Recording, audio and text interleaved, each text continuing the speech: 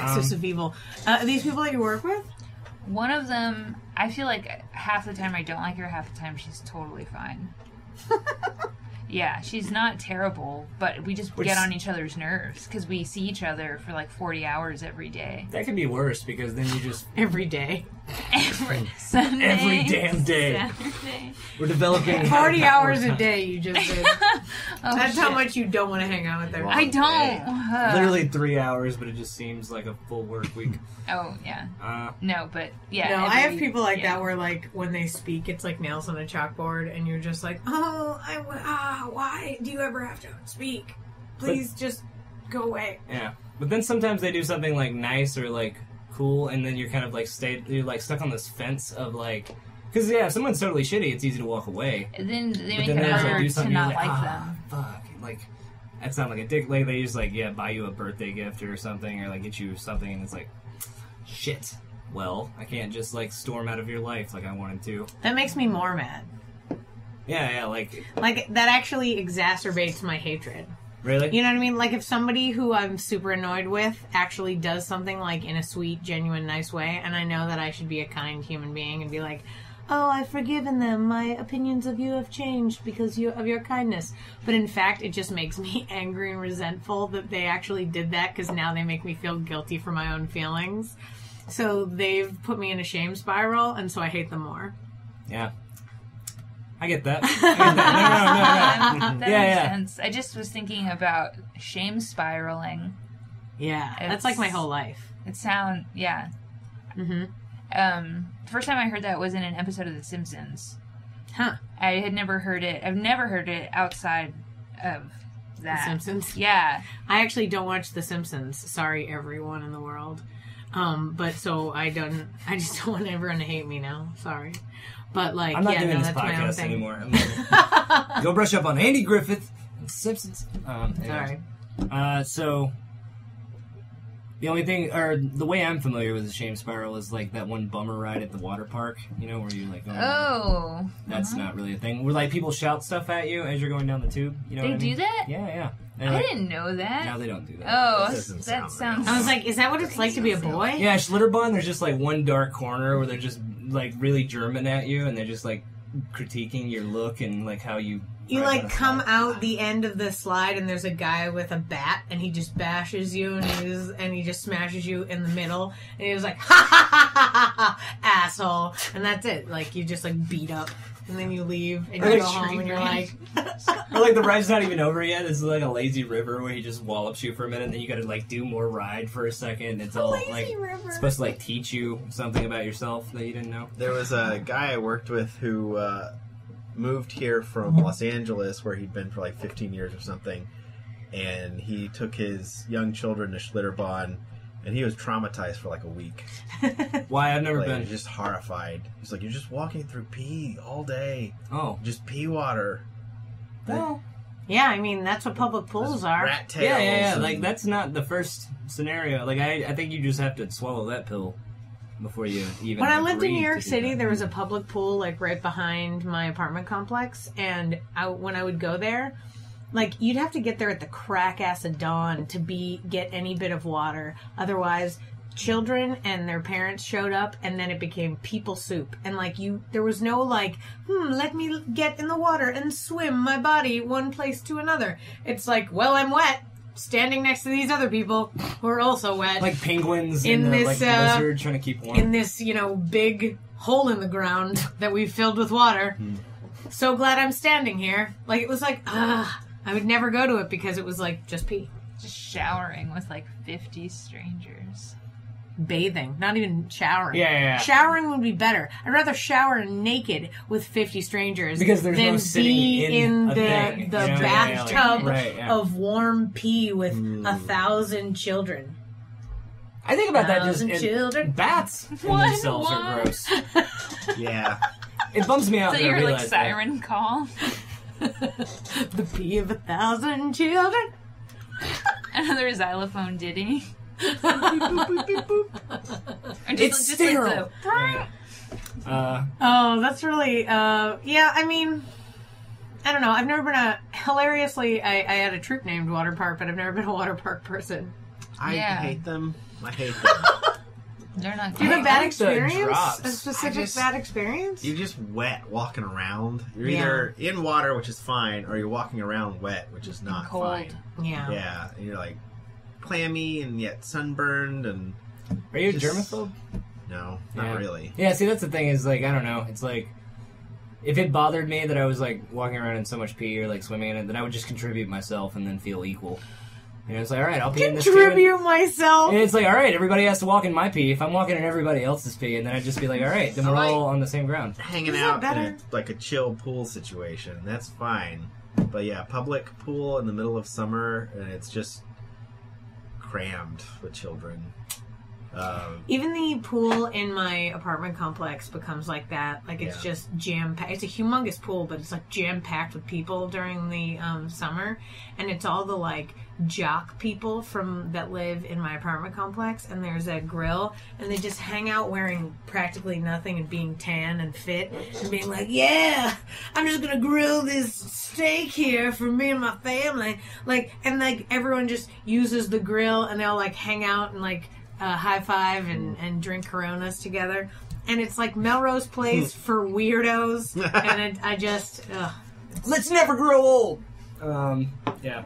Well, that's what happens when you're 22. My apartment pool is just full of single parents with the kids when they have them or whatever. That's way better. Which I could honestly map out like the schedules that some of these parents have for when their kids when they get to have their kids or whatever. And then, like, an equal mixture of that, and then if whoever gets here first kind of owns what the pool is, like, the vibe of the pool, but then there's, like, another group of just, like, 20-somethings that, like, come and blast music and drink and, like, play beer pong, like, on a, like, inflatable beer pong table kind of scenario. Like, if you can get there and make it a, like, spring break vibe, then the single parents are out of luck, and vice versa. Like, if the single parents get there first, then we gotta all be, like, on our best behavior if we want to hang out at the pool.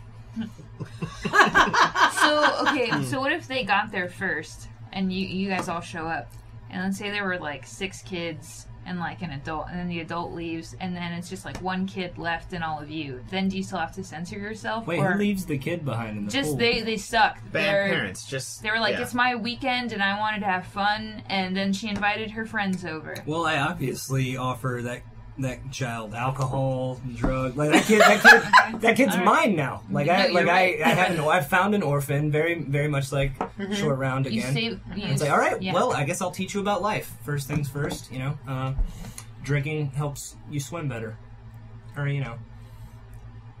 drinking helps swallow the pain of your parents leaving you at the pool, even though like they live in the apartment building connected to the pool.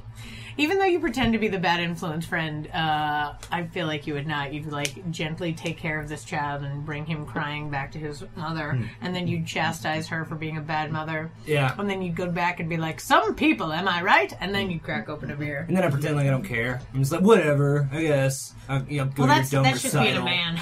Yeah. Like I was smoking a cigarette. Like I don't know. I might be at your real recital, hooker with a heart of gold. Wendell. I like how your hand gesture looked like you were whittling something. No, that's out exactly of wood. what. Like I don't know why I was thinking either like carving an apple and like popping it in your mouth with like a knife. Man, I carve. Like in Dennis the Menace. Yeah, like Christopher Lloyd in Dennis the Menace, exactly.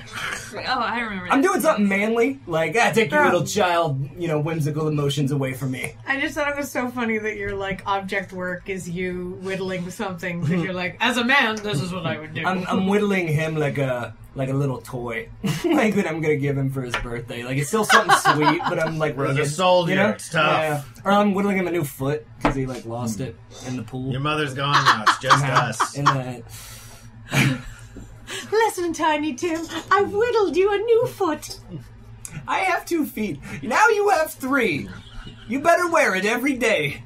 Here, I brought duct tape. We'll attach it to your other foot. That left one looks like it's about to go. I'll just go ahead and we'll lop it off. You don't have to worry Misery about style. Yeah. Misery style. Jesus. Oh, God. So,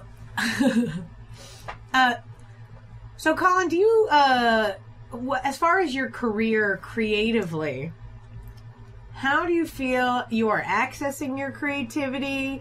Do you access it in your day job, or your third eye? Is that why you are do things at the theater? Is that a different muscle? Or how does it matter to you? So, advertising is theoretically creative, and it sometimes is, but it's still very much like the client wants to do XYZ and you get to figure it out, and there's problem solving and creativity involved in that, and there's some creativity involved in like coming up with ideas and campaigns and writing scripts, but a lot of it is just grunt work, honestly. Yeah. A lot of it is. Like for every like most interesting man in the world, there's like 700 really shitty other things that I'm not coming up with good examples for. Think of the boringest ad that you can't remember right now. That's what most of it is. Yeah. Like ads for like new medicine are always just like a doctor in a doctor's coat, and then I see like a number one in big number. Like I always see like number one. Pharma really pays big. Really well, but no one maybe wants a butterfly. To do it. Oh my god, I saw a crazy pharma commercial today about a new sleeping pill where they've personified the words wake and sleep. Wake is a dog and sleep is a cat.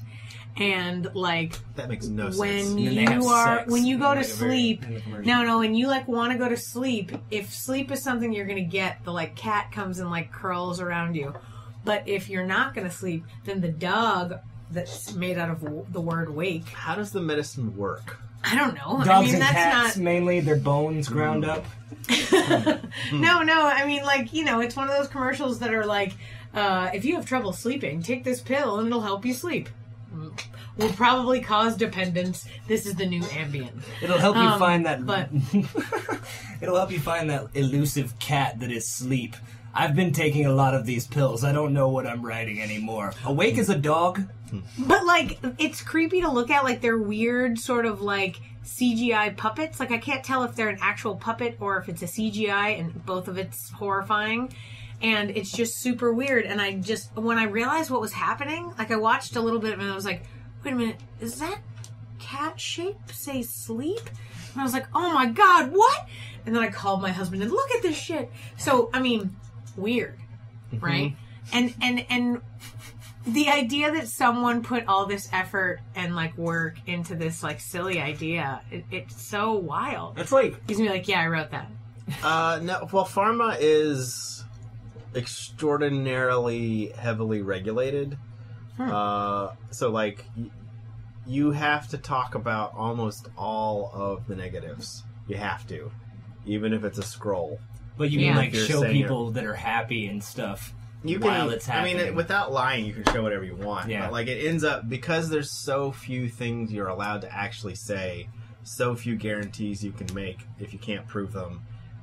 You end up having some idiot metaphor like cats are asleep, dogs are awake, because that's all they can get away with. Yeah. And then the rest of it is just, this could make your liver explode. You're going to poop yourself to death. This could give you dog body. Your eyes will turn to blood. Yeah. They have to say all of that stuff. It's a rule, and I think it should be a rule. But it doesn't leave you any wiggle room to make something cool, versus like, you know, deodorant or Cheetos or something. Well, Viagra Those are the fun things. I would love to write for Viagra commercials. God, they're so bad, though. I know.